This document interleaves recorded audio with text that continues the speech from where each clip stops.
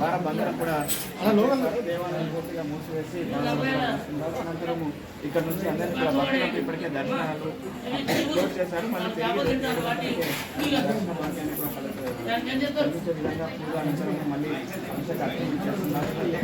వారబంధన అనంతరం భద్రకాళి శరణం మమ. ఈరోజు అంటే భాద్రపద శుద్ధ పూర్ణిమ ఇవాళ రాత్రి 9:56 నుండి మధ్యరాత్రి 1:26 వరకు సంపూర్ణమైనటువంటి చంద్రగ్రహణం ఏర్పడుతున్నది.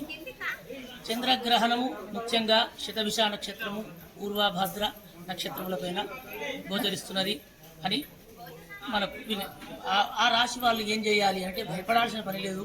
పట్టు స్నానం 9:50 ముందే చక్కగా స్నానం చేసి నూతన వస్త్రములు కానీ పిండినటువంటి వస్త్రములు కట్టుకొని వాళ్ళ ఇష్టదైవాన్ని స్మరణ చేస్తూ నిద్రపోకుండా ఏమీ తినకుండా రాత్రి 1:26 వరకు గడిపి తర్వాత విడుపు స్నానం అని ఉంటుంది. మోక్షకాలం తర్వాత చేసినట్టయితే వారికి ఎటువంటి గ్రహాల బాధ ఉండదు. అంతేకాకుండా ఇంకా నిస్తేజమైన శక్తి కూడా చంద్రుని యొక్క అనుగ్రహాన్ని పొంది వారు సకల ఆయురారోగ్యాలతో ఇంకా శక్తివంతులవుతారు. అలాగే ఉదయం రాగి చెంబు ఇంకా దానం అంటారు. రాగి చెంబులో బియ్యము పోసి ఏదైనా బ్రాహ్మణులకు కానీ ఇవ్వచ్చు, లేదా గోవులకు గ్రాసంగా పెట్టవచ్చు బ్రాహ్మణుడు అందుబాటు లేకపోతే.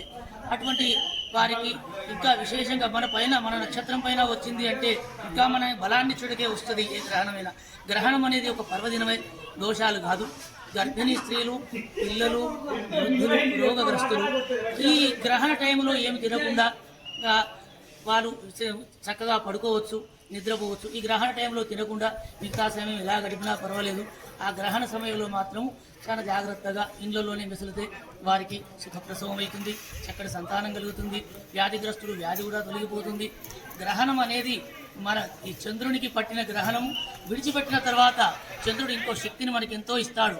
గ్రహణ కాలంలో ఏది తినకుండా స్నానం చేసి భగవన్నామ స్మరణ ఇష్టదైవాన్ని స్మరిస్తే భగవంతుడు అనేకమైన శక్తిని మనకిస్తాడు. గ్రహణం అనేది దోషాలు కాదు, దోషాలు తొలగించబడినట్టే చెప్పబడినది. మహాదేవ్.